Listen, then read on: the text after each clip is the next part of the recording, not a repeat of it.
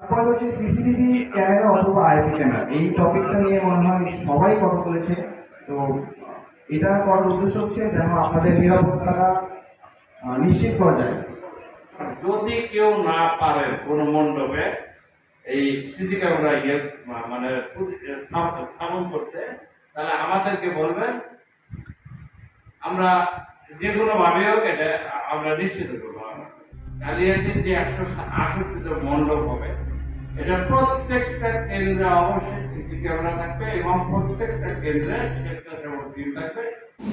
হায় রে অবাকা বাঙালি হিন্দু, কি শুনতে আর বাকি আছে? ধর্ম যার যার, উৎসব সবার। কালিহাতীতে দুর্গাপূজা ঘিরে আইন শৃঙ্খলা বাহিনীর মতবিনিময়। গৌরাঙ্গ বিশ্বাসের পাঠানো তথ্য ও ভিডিও চিত্রে বিস্তারিত।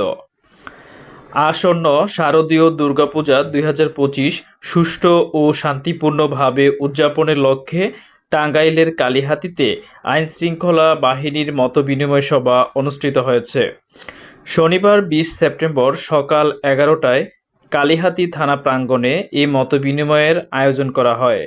অনুষ্ঠানে প্রধান অতিথি ছিলেন টাঙ্গাইলের অতিরিক্ত পুলিশ সুপার প্রশাসন ও অর্থ রবিউল ইসলাম। বিশেষ অতিথি ছিলেন অতিরিক্ত police super Kalihati circle Abdullah Al Imran, Kalihati থানার অফিসার ইনচার্জ মাহবুবুর রহমান, থানার ওসি তদন্ত শরীফুল ইসলাম, কালিহাতী আর্মি ক্যাম্পের কমান্ডার লেফটেন্যান্ট ইশতিয়াক হোসেন নাসিফ। এছাড়াও উপস্থিত ছিলেন উপজেলা পূজা উদযাপন ফ্রন্টের আহ্বায়ক প্রদীপ ব্যানার্জি, নিরু, সদস্য সচিব প্রভাল ভট্টাচার্য মানিক, বিভিন্ন রাজনৈতিক দলের নেতা, শিক্ষক, সহকারী কর্মকর্তা কর্মচারী, সরকারি কর্মকর্তা কর্মচারী এবং হিন্দু সম্প্রদায়ের নেতৃবৃন্দ। জানা গেছে এবার উপজেলায় 168টি পূজা মণ্ডপে পূজা উদযাপিত হবে। অতিরিক্ত পুলিশ সুপার প্রশাসন ও অর্থ রবিউল ইসলাম বলেন, ধর্ম যার যার, উৎসব সবার। আমরা চাই সবাই মিলে আনন্দমুখর পরিবেশে দুর্গাপূজা উদযাপিত হোক।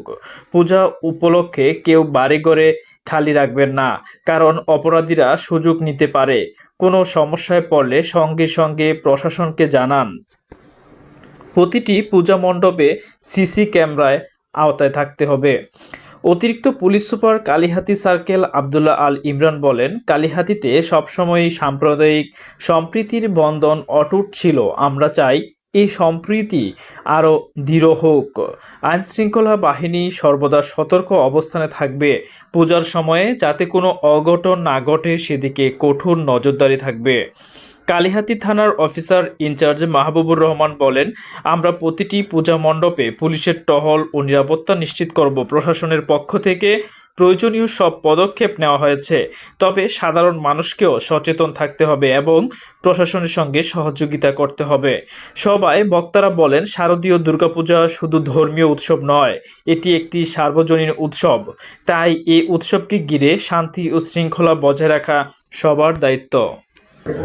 দেখাও যায় না, কোনো কিছু করা যায় না।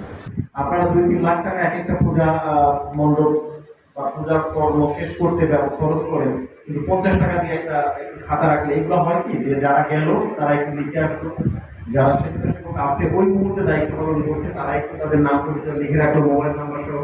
ওই পর্যায়ে যারা আনসার সদস্য আছে তারা দায়িত্ব পালন করার ক্ষেত্রে তারা তাদের নাম পরিচয় লিখে রাখলো।